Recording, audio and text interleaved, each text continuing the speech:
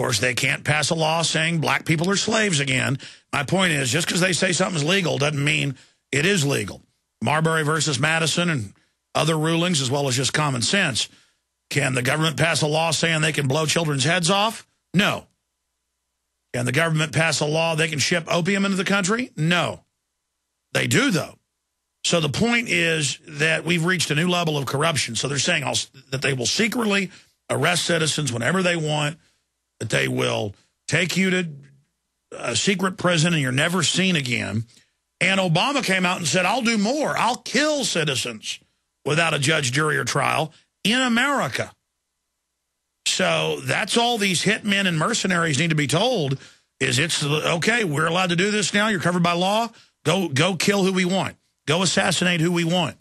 Just an unprecedented situation. You've got cruise missiles, high-tech ones given by the Russians, a whole bunch of them, 76 of them at least, to the Syrians. You've got the UN declaring it a civil war zone, and they're getting ready to call for the humanitarian bombing. Bombs are now loving. Orwell's vision has come true. Double think, double speak. Up is down, down is up. Black is white. Israel saying they may hit Iran. The former head of the Mossad is saying it will cause a, quote, catastrophe. But the globalists want catastrophe. They want global crisis. Order out of chaos.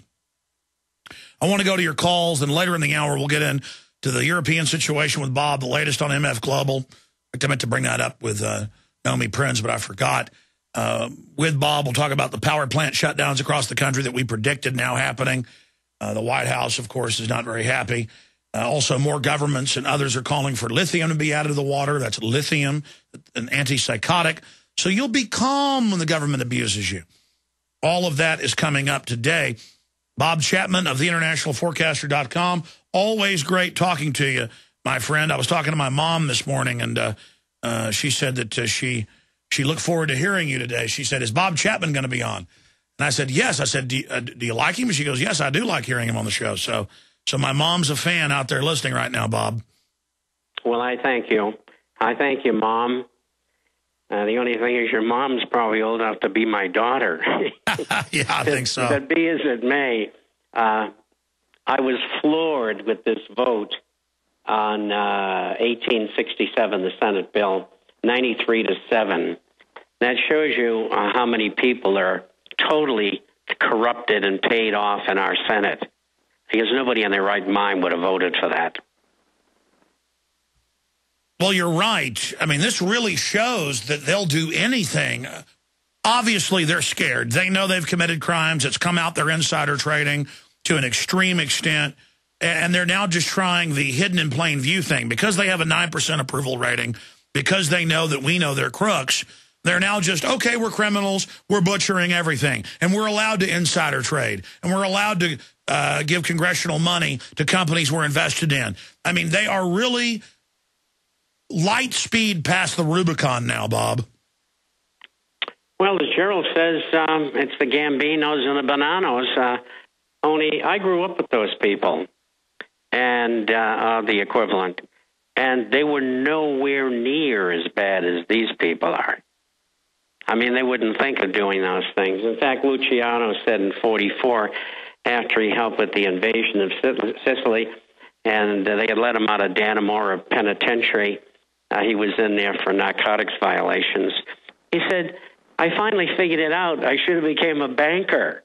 He said, I could have done all this stuff legally. And so, we have a marriage of crime. And that's been prevalent for a long time in civilization and in America, but not to the extent that it is today. And these people who control Washington and the bureaucrats, technocrats, which are bankers, they all afraid, just like you said, Alex.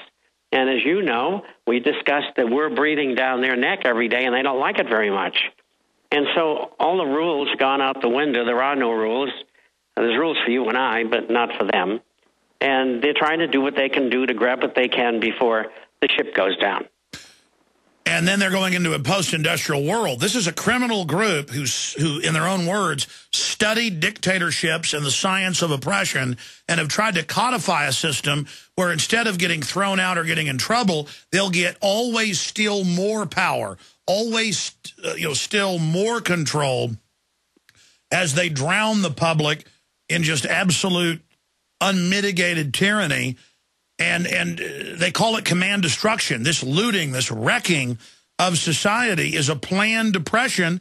And the psyop is you're not in depression, and there seems to be no end to it. But gauging this, I see that all is not well and they're not in full control. They've been a little too good at stealing. And I see a certain desperation when people like Corzine and MF Global are making 40-to-1 bets. What do you expect to see out of the congressional hearing? They'll like massage his feet and tell him what a delicate genius he is and maybe chew on his toenails for him or something? Well, as you know, they won't do that, but they'll certainly let him off the hook. It's my feeling, and I only base this on experience. I don't have any evidence. I think that the MF caper was government-run. Corzine was told what to do. And he can't be that suicidal on his own. He's a professional in the bond market. He knew what he was doing. And they needed support over in Europe in the bonds that belonged to the countries that were insolvent. And he was told, you go and buy them.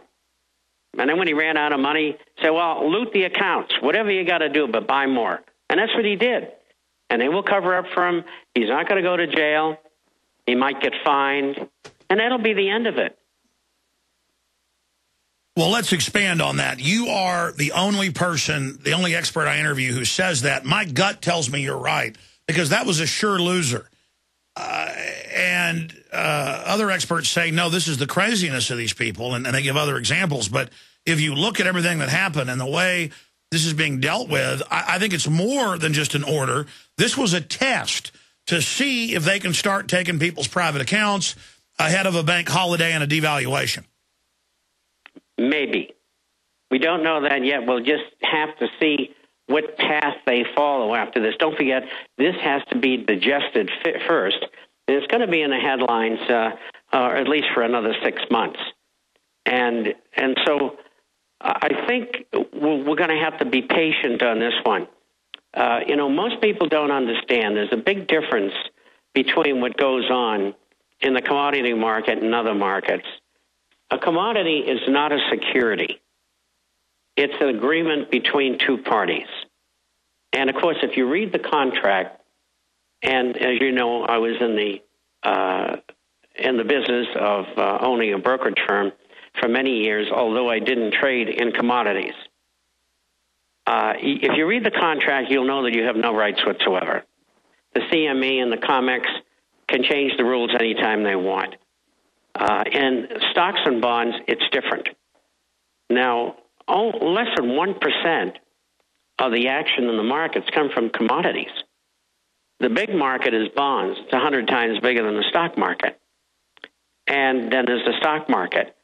And these criminals, most of their action is very subtle, and they get away with it because nobody knows what they're doing, usually on inside information. And that's where they make money. And so I can see them sacrificing MF with a leader who's one of them in order to get the buildup in the purchasing of bonds that are virtually worthless, as far as I'm concerned, all right, in Europe. All right, let's move on. When we come back from break, I'm going to go to some calls for a while from military and police and others that are concerned about this. But notice how long we've known they're getting rid of posse comitatus, how long they've been trying to, like rats under the floorboards, eat the foundation out from under us. But to add on top of it, secret arrest of citizens, indefinite detention. We've got to make a big deal out of this. We've got to challenge this. But it really does signify just how criminal these people are. Why didn't they just go for the end of posse comitatus? Why did they go ahead and go for it all? Because this has woken a lot of people up. I can't tell you how many phone calls, emails, how many big news sites, how many people are calling me and apologizing and saying, well, I guess you were right. Well, I think you have to look at who they've hired since the Second World War. First, Operation Paperclip and the Gestapo and other Nazis. And then at the fall of the Soviet Union in Eastern Germany, they hired Soviet experts and Stasi, which is a secret police in Germany. They hired them to come to America to tell them how to suppress the population. And I think the wording and the direction of this legislation was really put together by them because they understand how it works, them being the NKVD and the Stasi. I used to work against those people, so I know where their heads are at. And so I think this patent was set up by these people in behalf of the people who control our government. Absolutely. The bankers knew they were going to engage in this gangster fraud, this giant takeover. And by the way, what Bob's talking about is true. It's on record in 2001, 2, 3, 4, 5, 6. Bush hired Marcus Wolf, the former head of the Stasi. They hired a bunch of former Russian experts. And our model is a communist model now. The TSA, all of it. If you're tuning in for the first time, or if you're a longtime listener, there's no doubt you found at the front lines of the info war, the fight for liberty, basic freedom, Western civilization. It's going on right here. You can go back and watch my films from 15 years ago, and they're prescient. They break down exactly what has now unfolded. You can see my films from 3 years ago, like Obama deception. It's happening. All right, I want to go to your phone calls and then go through a raft of news with Bob Chapman and get his take on what he thinks is most important with the economy right now. But Recon Marine, then we'll get to Ironhead, Philip, Frank, Martin, and everybody that's holding. Recon Marine, what's your concern with secret arrest, the military on the streets? I mean, what's wrong with North Korea? I took an oath to support and defend the Constitution of the United States against all enemies, foreign and domestic. The problem is they never trained us on how to freaking fight domestic terrorism. Everything they're doing is eroding the Constitution, and I believe that all these freaking members in Congress and stuff should be tried by a jury of, I would say a jury of their peers, but we're not their peers. They see us as bugs.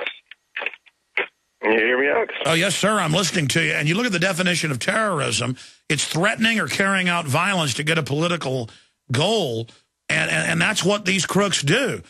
Talking to family, friends, other military people, are they concerned about the military operating in America and being able to grab citizens and have citizens disappear? I mean, it's bad enough to have the military operating domestically. The military kills people and breaks things. It doesn't engage in peace officer activity. It's totally illegal, always has been in any free country. But now secret arrest and disappearing, even the worst third world cesspits don't have that. Only North Korea, only Nazi Germany. Communist China doesn't have that. I mean, do people realize that words cannot describe how big a deal this is? It's 100% confirmation that it's worse than we even thought. We're in trouble. I'm sorry, go ahead. You're absolutely right, Alex. You're absolutely right. And the thing about it is, people refuse to believe it. People refuse to wake up. I try to tell people and inform them all the time. I talked to my dad about it, about the TSA and everything else and what's going on, because the Nazis had a word for the TSA. It was the Gestapo. And his response was, well, at least, if they had searched Timothy McVeigh, maybe it would have stopped the Oklahoma bombings. Exactly. Let's have a checkpoint everywhere. Let's ban knives like England's trying to do. Let's arrest people for their speech like England's doing in Canada. Listen, we sent a film crew out yesterday.